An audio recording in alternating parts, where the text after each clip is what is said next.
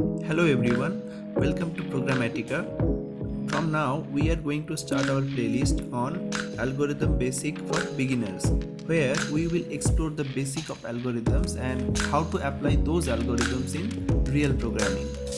In this particular video, we will be discussing about one of the simplest search algorithm in computer science, that is linear search. So let's get started.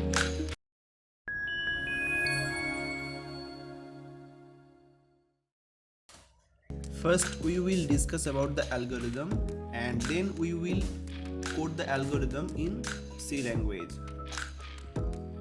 Before starting linear search, first you need to know what is an array. So array is a collection of items of same data type and stored in a contiguous memory location. So what does it mean? Suppose you have a collection of integer numbers. So how can you store those numbers inside one variable? So here array comes into picture. Array can store those elements inside itself. Alright, and linear search is a method of searching in a list, checking the items one by one in a sequential order until the element is found, and sometimes we also call it as sequential search. And generally we use this algorithm in a use case like whether the item is present in a list or not. Let's assume we have certain elements inside an array. In our case we have 3, 5, 7, 1, 4, 2 and 6 inside our array.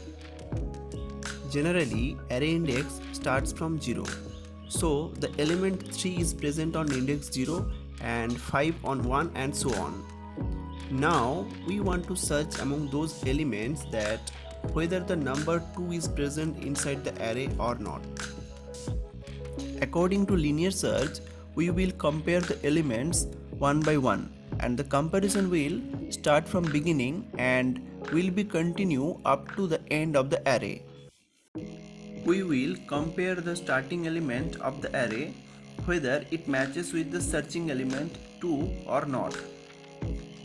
If it is not matched, then it will compare with the next element of the array, that is 5, and continue that process until the end of the array. And while comparing, as soon as we find that element, it will return the index of the element and tell that the element is present inside the array.